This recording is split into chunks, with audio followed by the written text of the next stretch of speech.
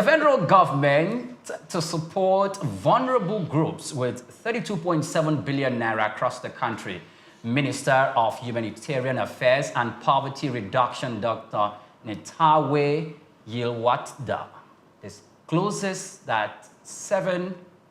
discloses this information to Nigerians. Now, the federal government to support vulnerable groups with 32.7 billion naira across the country, according to the Minister of Humanitarian Affairs and Poverty Reduction. Minister of Humanitarian Affairs and Poverty Reduction, 32.7 billion naira. This will include, if I'm to wrap my head around it, Nigerians who have suffered from the disastrous work that terrorism, insurgency, and banditry are carried out in the northern part of the country. It will include flood victims in any other parts of the country. It will include other people who have suffered from some form of natural disasters in every other part of the country. But one thing I have not always, I want the National Assembly to do, most especially in terms of budget defense, is to find a way, these communities that the Ministry of Humanitarian Affairs and Poverty Reduction must have carried out their exercise where they went to dole out some funds to some people or build structures or buy some form of food stuff to distribute among these persons. We don't seem to have captured all this in a presentation of data and budget defense to the National Assembly. And I think that's a very, very huge gap. It's a shortcoming that the National Assembly must nip in the bud. We're all aware of the Better Edu saga and how monies that was meant for people in that particular ministry did not really get to the purpose, or was not used for the purpose for which it was allocated. Blessing.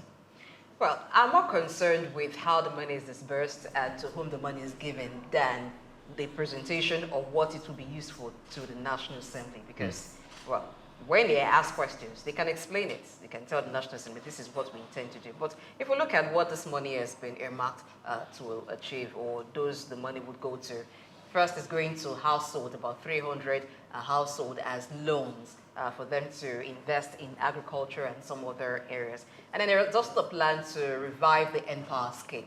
That's where I have issue with. Because the NPower scheme, as it was being run, except if they're going to make some differences to the modus operandi of the NPower system, you found that people were just given stipend and they were assigned roles, they were assigned to ministries. But if you go there, you find just a few of those parts of the NPower scheme actually on the ground. Some of them were assigned to Ministry of Agriculture as extension workers. I think those were the ones that were even on the ground. For other ministries, other MDAs, other offices, you go there and you're looking for them. So it's as if they just come once in a while, sign that they're around, and at the end of the day, they get the stipend of 50,000 naira, which was then the minimum wage. So I don't know what the plan is to revive this NPower to ensure that you're not just doling out money to people, which I personally have issues with, because it's like we're saying there is no money. Yes, money needs to circulate. Government needs to put money in the hands of people so that it can oil the economy, but that can be creatively done, not just giving out money to people so that they're not making any impact. They should be made to work for the money. Now, for the households that have been also outlined to receive 75,000 naira, which would be on, I think, a monthly basis till it gets to that 75,000 naira to help them. Who are those people? Do we know who the money is going to?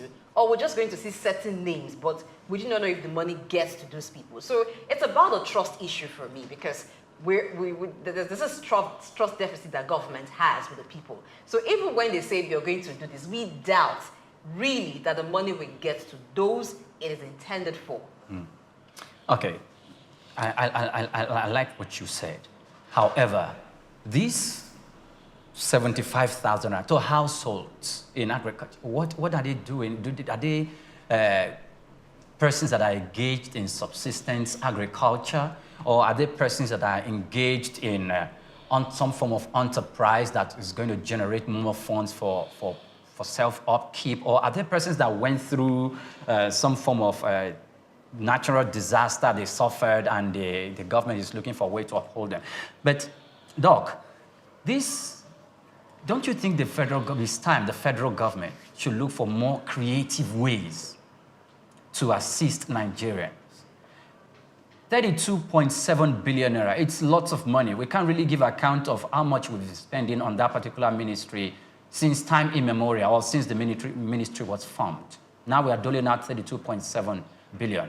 Do you think this will end up in the pocket of a private persons, or will it do the purpose for which the government is allocating the fund?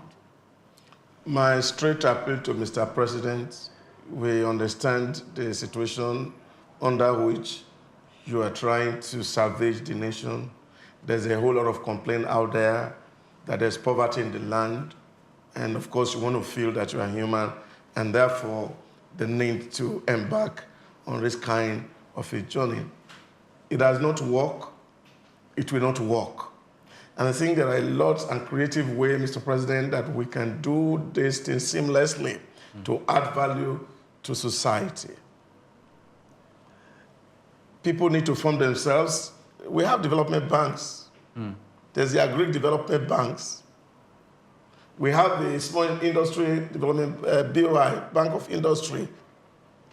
So these monies should channeled into these areas. Those who have need should approach these banks with well-written business proposal to be able to pay back, so that we are not throwing money into the winds.